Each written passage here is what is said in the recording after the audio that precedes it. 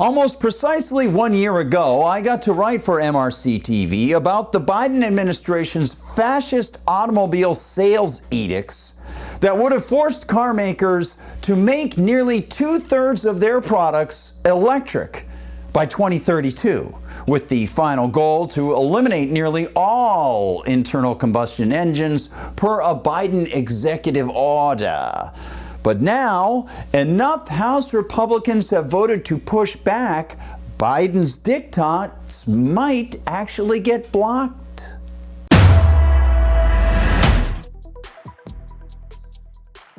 Hi everyone, I'm Gardner Goldsmith for MRC-TV. This whole thing is based on a vote to utilize the 1996 Congressional Review Act, which allows Congress to overturn executive orders and new executive branch agency rules in a resolution of disapproval if it's passed by both houses. And as Matthew Daley writes in his pro-bureaucracy manner for the Associated Press, quote, while former President Donald Trump and other Republicans have lambasted the rule as an EV mandate, the rule would not force all sales of EVs. Under the regulation, industry could meet the limits if 56% of new vehicle sales are electric by 2032, the EPA said.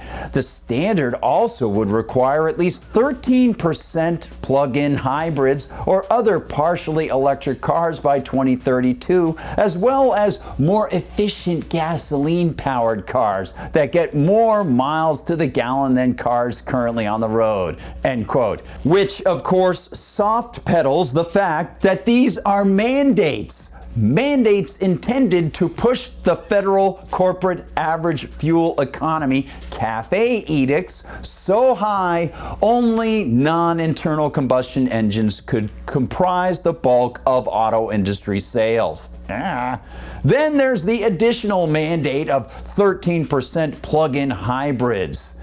Does it not register with Daley that any of these is, by any definition, a mandate?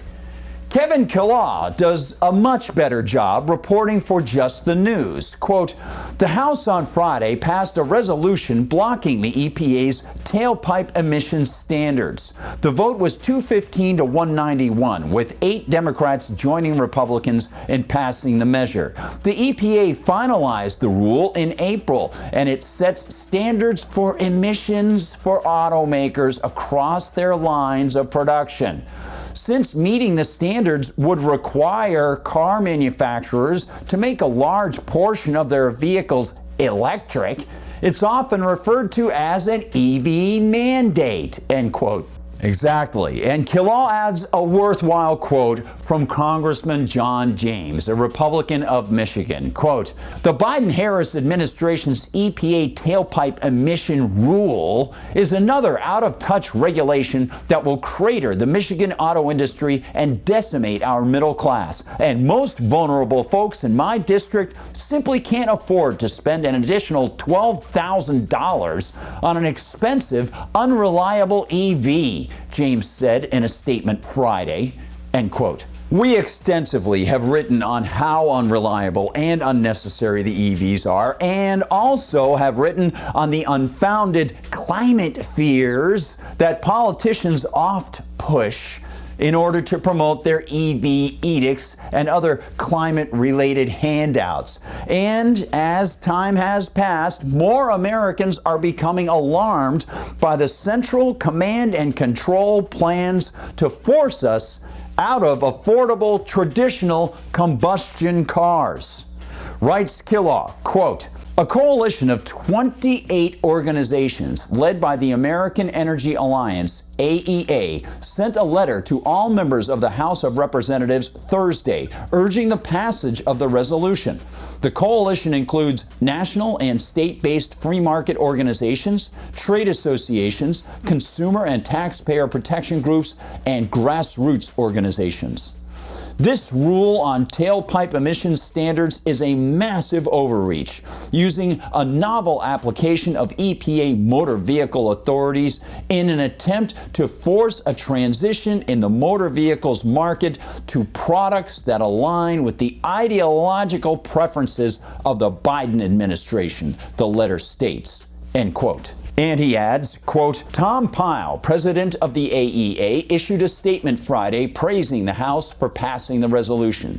He said the EPA rule was an attempt by the Biden-Harris administration to bypass Congress using unelected bureaucrats to push their ideological EV agenda.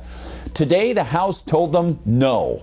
Since becoming her party's nominee, Vice President Harris has tried to walk back her long-standing support of EV mandates. If she truly wants to show the American people that she has changed her stance and that she cares about their freedoms, now is the time for her to call on her former colleagues in the Senate to vote on this resolution, Pyle said, end quote. But as valuable and correct as Mr. Pyle's statement is, it also misses key, long-standing points about how the U.S. Constitution says the feds can operate. Simply put, it's not just the executive branch agencies acting without passage of congressional statutes that is the problem. Even if Congress did pass statutes to tell automakers what to make and how much of it to make, it would be neither constitutional nor moral to do so.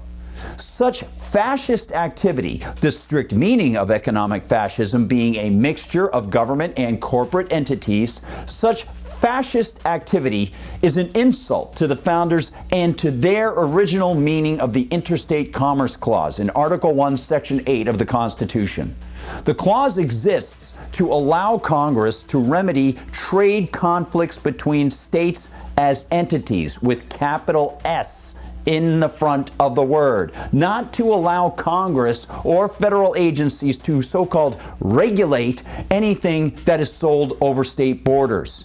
And even if the politicians were able to amend the Constitution to allow such political attacks on private, peaceful contract, the attacks, regardless of whether they're called rules or regulations, would be monumentally immoral.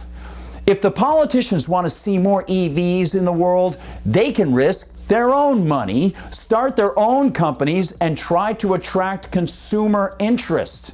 Whether they dictate the vehicles through so-called rules or they subsidize electric vehicles via the seizure of our tax cash, none of it lets us decide what we prefer. Freedom allows preferences to be revealed, which of course is something that the politicians and their central planning minds continuously try to stop. Thanks for watching, everyone. Please like and subscribe and share this video far and wide as we find out what the Senate might do about this.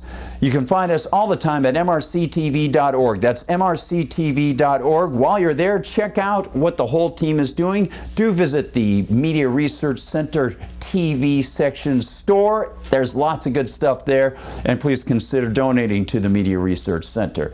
You can find us on TikTok while it's still around, on Facebook, on Instagram, on Parler, and on X. And if you want to find me on Gab, you can find me as @GardnerGoldsmith, and on X, you can find me as @GuardGoldsmith. Please share the videos with as many people as you possibly can.